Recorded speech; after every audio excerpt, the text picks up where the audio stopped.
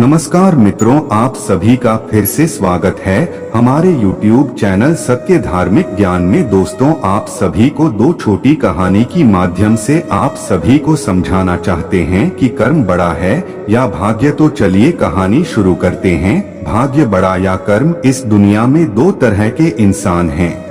एक जो यह मानते हैं कि भाग्य वाग्य कुछ नहीं होता और वे कर्म की प्रधानता में ही विश्वास करते हैं। दूसरे वे लोग हैं जो भाग्यवादी हैं, यानी उनका किस्मत कनेक्शन में पूरा भरोसा होता है। उनका दृढ़ विश्वास होता है कि जो भाग्य या किस्मत में लिखा है वो हो के ही रहेगा। यानी इंसान कर्म और भाग्य की दो धुरियों में घूमता रहता है और अंततः दुनिया से अलविदा हो जाता है। आज का युवा भी यही सोचता है कि बिना कुछ किए ही उसे वह सब कुछ मिल जाए जो वह चाहता है। इस विषय पर अक्सर बहस होती रही है कि आखिर कौन बड़ा है, भाग्य या कर्म। अनंतकाल से ही यह बहस का विषय रहा है कि कर्म ज्यादा महत्वपूर्ण है या भाग्य। जब अर्जुन ने कुरुक्षेत्र में अपने स्वजनों को युद्ध के लिए अपने सामने खड़ा पाया तो उसका शरीर निस्तेज हो गया, हाथों से धनुष छूट गया, प्राणहीन मनुष्य के समान वह धरती पर गिर गया। तब भगवान श्री कृष्ण ने उसे गीता के कर्म ज्ञान का उपदेश दिया। भागवत गीता में भगवान श्री कृष्ण भी अर्जुन से कर्म करने की ही बात कहते हैं, अर्जुन को कर्म करने का ही उपदेश देते हैं। श्री कृष्ण कहते हैं कि हे अर्जुन, राज्य तुम्हारे भाग्य में है या नहीं ये तो बात की बात है, परंतु युद्ध तो तुम्हें पहले लड़ना ही होगा, कर्म तो तुम्हें करना ही होगा। तुलसीदास जी ने भी श्री रामचरितमानस में कर्म की ही प्रधानता बताई है। कर्म प्रधान विश्व करी राखा, अर्थात युग तो कर्म का ही है, प्रधानता तो कर्म की ही है। कर्म किए बिना कुछ भी संभव नहीं है। एक जंगल के दोनों ओर अलग अलग राजाओं का राज्य था और उसी जंगल में एक महात्मा रहते थे जिन्हें दोनों राजा अपना गुरु मानते थे। उसी जंगल के बीचों बीच एक नदी बहती थी। अक्सर उसी नदी को लेकर दोनों राज्यों के बीच झगड़े फसाद होते रहते थे। एक बार तो बात बिगड़ते बिगड़ते युद्ध तक आ पहुंची। कोई भी राजा सुलह को तैयार नहीं था, सो युद्ध तो निश्चय ही था। दोनों राजाओं ने युद्ध से पहले महात्मा का आशीर्वाद लेने की सोची और पहुंच गए जंगल की उस कुटिया में जहां महात्मा रहते थे। पहले एक राजा आया और उसने महात्मा से युद्ध में विजय का आशीर्वाद मांगा। महात्मा ने कुछ देर उस राजा को निहारा और कहा कि राजन, तुम्हारे भाग्य में जीत नहीं दिखती, आगे ईश्वर की मर्जी। यह सुनकर पहला राजा थोड़ा विचलित तो हुआ, फिर उसने सोचा कि यदि हारना ही है तो पूरी ताकत से लड़ेंगे, परंतु यूं ही हार नहीं मानेंगे और अगर हार भी गए तो हार को भी औरों के लिए उदाहरण बना देंगे, परंतु आसानी से हार नहीं मानेंगे। यह निश्चय कर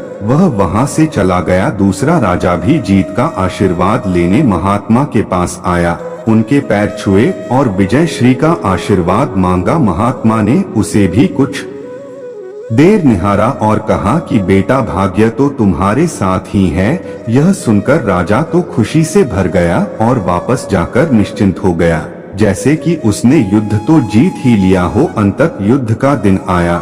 दोनों सेना एक दूसरे के आमने सामने थे और युद्ध का बिगुल बज गया। युद्ध प्रारंभ हो चुका था। एक तरफ की सेना यह सोचकर लड़ रही थी कि चाहे किस्मत में हार हो पर हम हार नहीं मानेंगे, हम अपना सर्वश्रेष्ठ कोशिश करेंगे, अपना सर्वस्व झोंक देंगे। और वहीं दूसरी तरफ की सेना एक निश्चिंत मानसिकता के साथ लड़ रही थी कि जितना तो हमें ही है, तो घबराना कैसा। लड़ते लड़ते दूसरी सेना के राजा के घोड़े के पैर का नाल भी निकल गया और घोड़ा लड़खड़ाने लगा, पर राजा ने ध्यान ही नहीं दिया क्योंकि उसके दिमाग में एक ही बात चल रहा था कि जब जीत मेरे भाग्य में है ही फिर किस बात की चिंता। कुछ ही क्षण बाद दूसरे राजा का घोड़ा लड़खड़ाकर गिर गया, जिससे राजा भी जमीन पे गिर पड़ा और घायल हो गया और वह दुश्मनों के बीच घिर गया। पहले राजा के सैनिकों ने उसे बंधक बना लिए एवं उसे अपने राजा को सौंप दिया। युद्ध का निर्णय हो चुका था। युद्ध का परिणाम बिल्कुल महात्मा के भविष्यवाणी के उलट था। निर्णय के बाद महात्मा भी वहां पहुंच गए अब दोनों राजाओं को बड़ी जिज्ञासा थी कि आखिर भाग्य का लिखा बदल कैसे गया। दोनों ने महात्मा से प्रश्न किया कि गुरुवर आखिर ये कैसे संभव हुआ। महात्मा ने मुस्कुराते हुए उत्तर दिया, राजन भाग्य नहीं बदला, वो बिल्कुल अपनी जगह सही है, पर तुम लोग बदल गए हो। उन्होंने विजेता राजा की ओर इशारा करते हुए कहा कि अब आपको ही देखो राजन, आपने संभावित हार के बारे में सुनकर दिन रात एक कर दिया। सब कुछ भूलकर आप जबरदस्त तैयारी में जुट गए, यह सोचकर कि परिणाम चाहे जो भी हो पर हार नहीं मानूंगा। खुद हर बात का ख्याल रखा, खुद ही हर रणनीति बनाई, जबकि पहले आपकी योजना सेनापति के भरोसे युद्ध लड़ने की थी। अब महात्मा ने पराजित राजा की ओर इशारा करते हुए कहा कि राजन आपने तो युद्ध से पहले ही जीत का जश्न मानना शुरू कर दिया था। आपने तो अपने घोड़े की नाल तक का ख्याल नहीं रखा। फिर आप इतनी बड़ी सेना को कैसे संभालते और कैसे उनको कुशल नेतृत्व देते। और हुआ वही जो होना लिखा था। भाग्य नहीं बदला, पर जिनके भाग्य में जो लिखा था उन्होंने ही अपना व्यक्तित्व बदल लिया। फिर बेचारा भाग्य क्या करता। दोस्तों, हमें इस कहानी से यह सीख मिलती है कि भाग्य उस लोहे की तरह वहीं खींचा चला जाता है जहां कर्म का चुंबक हो। हम भाग्य के अधीन नहीं हैं, हम तो स्वयं भाग्य के निर्माता हैं। यह सत्य है कि भाग्य भी उन लोगों का साथ देता है जो कर्म करते हैं। किसी खुरदरे पत्थर को चिकना बनाने के लिए हमें उसे रोज घिसना पड़ेगा। ऐसा ही जिंदगी में समझे, हम जिस भी क्षेत्र में हो, स्तर पर हो, हम अपना कर्म करते रहें बिना फल की चिंता किए। इस कथा से जानिए, कर्म बड़ा या भाग्य। इस संसार में कर्म को मानने वाले लोग कहते हैं भाग्य कुछ नहीं होता, और भाग्यवादी लोग यानी जो सिर्फ भाग्य पे भरोसा करते हैं वो कहते हैं किस्मत में जो कुछ लिखा होगा वही होकर रहेगा। अर्थात इंसान कर्म और भाग्य इन दो बिंदुओं की धुरी पर घूमता रहता है और एक दिन इस जग को अलविदा कहकर चला जाता है। तो चलिए भाग्य और कर्म को अच्छे से समझने के लिए पुराणों में बताया गया एक कहानी से समझते हैं। एक बार की बात है कि देवर्षि नारद वैकुंठ धाम गए। वहां उन्होंने भगवान विष्णु को प्रणाम किया और श्रीहरि विष्णु भगवान से कहा, हे प्रभु, पृथ्वी पर अब आपका प्रभाव कम हो रहा है। धर्म की राह पर चलने वालों को कोई अच्छा फल नहीं मिल रहा और जो पाप कर रहे हैं उनका सब भला हो रहा है, उनके मजे ही मजे हैं। तब श्रीहरि विष्णु भगवान ने कहा, ऐसा नहीं है नारद, जो भी हो रहा है सब नियति के कारण हो रहा है। नारद बोले, प्रभु मैं तो यह सब पृथ्वी लोक देखकर आ रहा हूँ। पापियों को अच्छा फल मिल रहा है और भला करने वाले धर्म के रास्ते पर चलने वाले लोगों को बुरा फल मिल रहा है। श्री विष्णु भगवान ने कहा, नारद कोई ऐसी घटना बताओ जो तुमने देखा हो। तब नारद जी ने कहा, अभी मैं पृथ्वी लोक के एक जंगल से आ रहा हूँ। मैंने देखा कि वहाँ एक गाय दलदल में फंसी हुई थी, कोई उसे बचाने वाला नहीं था। तभी एक चोर उधर से गुजर रहा था। वह चोर गाय को फंसा हुआ देखकर भी रुका नहीं, बल्कि वह उस पर पैर रखकर दलदल लांघकर आगे निकल गया। आश्चर्य तो तब हुआ जब आगे जाकर उस चोर को सोने की मोहरों से भरी एक थैली मिली। थोड़ी देर बाद वहां से एक वृद्ध साधु गुजरा। उसने उस गाय को दलदल में फंसा देख उसको बचाने की पूरी कोशिश की। साधु ने अपने पूरे शरीर का जोर लगाकर उस गाय को बचा लिया, लेकिन मैंने देखा कि गाय को दलदल से निकालने के बाद वह साधु जब कुछ दूर आगे गया तो एक गड्ढे में गिर गया। है प्रभु, अब आप ही बताइए यह कौन सा न्याय है। देवर्षि नारद की पूरी बात सुनने के बाद श्री हरि बोले, यह तो सही ही हुआ नारद। जो चोर गाय पर पैर रखकर भाग गया था उसकी किस्मत में तो पहले से ही एक खजाना था, लेकिन उसके इस पाप के कारण उसे केवल कुछ मोहरें ही मिली। परंतु प्रभु, नारद बोले, बेचारे उस साधु ने तो कोई पाप नहीं किया था, फिर उसे गड्ढे में गिरकर मृत्यु क्यों मिली। तब श्री विष्णु भगवान ने नारद को समझाया, नारद उस साधु को गड्ढे में इसलिए गिरना पड़ा क्योंकि उसके भाग्य में उस समय बहुत ही कष्टदायक मृत्यु लिखी थी।